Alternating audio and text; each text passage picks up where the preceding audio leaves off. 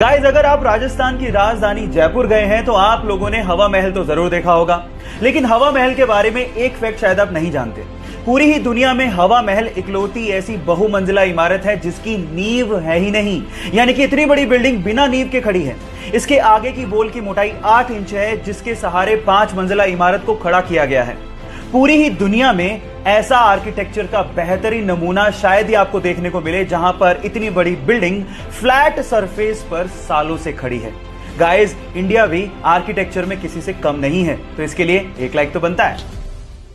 Guys, क्या आप लोगों को पता है कि रिसेंटली स्विट्जरलैंड ने अपनी ओल्प्स पर्वत श्रृंखला के 14,690 फीट ऊंचे माउंटेन पे हमारे तिरंगे झंडे की रोशनी को फहराया और साथ ही साथ वैष्णव जन भजन के धुन को भी बजाया गया।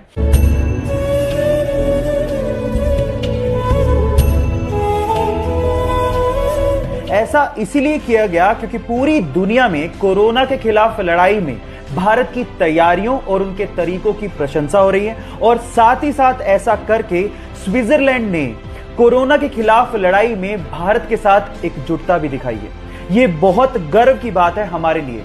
आपको ये खबर सुन के कैसा लगा, चैट सेक्शन में लिखना मत भूलिएगा।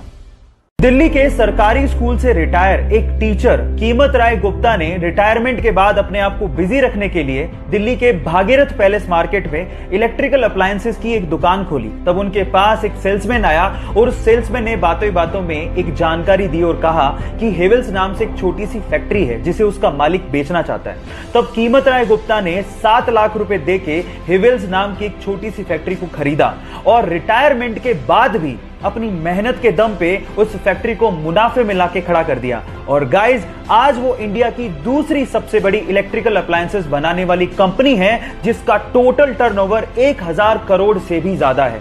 एक इंटरव्यू में कीमत राय गुप्ता जी ने कहा था कि जो इंसान मेहनत करना जानता है और जो इंसान रिस्क उठाना जानता है, उसको सफल होने में कोई रोक ही नहीं सकता।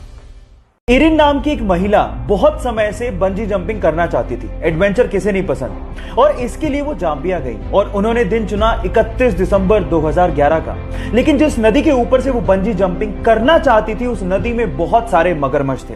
जैसे ही उन्होंने छलांग लगाई, उसके बाद वो हुआ जिसका उन्होंने सपने में भी अंदाजा नहीं लगाया था। वो जैसे ही कूदी, रस्सी टूट गई और वो सीधे उस नदी में जाके गिरी जहां पर बहुत सारे मगरमच्छ थे। नदी का बहाव बहुत तेज था, लेकिन उस बंदी ने हार नहीं मानी और जैसे तैसे करके पत्थरों से टकरा टकरा के वो किनारे तक पहुंची और अपनी जान बचाई।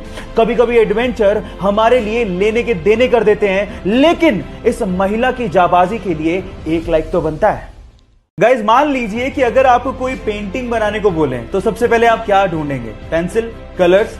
लेकिन इटली की एक आर्टिस्ट गिउलिया बनाडेली पूरी दुनिया की पहली आर्टिस्ट है जो कि कलर्स का इस्तेमाल करती ही नहीं है। वो पेपर पे कॉफी को गिरा के अपनी आर्ट बनाती हैं, और ऐसी क्रिएटिविटी शायद ही आपने कहीं देखी होगी। और वो दुनिया की पहली ऐसी आर्टिस्ट हैं जिन्होंने कॉफी आर्ट को इंट्रोड्यूस किया है। क्या आपको पहले से बात पता थी? और नहीं पता थी तो चैट सेक्शन में लिखना मत भूलिएगा। गाइस, क्या आप लोगों ने ऐसी स्मार्ट वॉच के बारे में सुना है जो आपकी फिंगर को ईयरफोन में कन्वर्ट कर देती हो और उसके बाद आप इसको ऐसे लगा के अपने खोज या म्यूजिक सुन सकते हैं? जी हाँ गाइस, इस वॉच को एसजीएल कहते हैं, और एक्चुअली इस वॉच को हम लोग बाकी स्मार्ट वॉचेस की तरह ब्लूटूथ से अपने मोबाइल से कनेक्ट कर सकते हैं। और उसके बाद जैसे ही कॉल आएगा, एक एडवांस बटन दिया होता है जिसे क्लिक करने के बाद आप जैसे इसे कान पे लगाएंगे, ये रिस्ट से फिंगर की तरफ सिग्नल्स को भेजती है और उसके बाद आपकी ये फिंगर ईयरफोन के जैसे काम करना शुरू कर देती है। आपको ये टेक्नोलॉजी कैसे लगी, चैट सेक्शन में लिखना मत भूलेगा।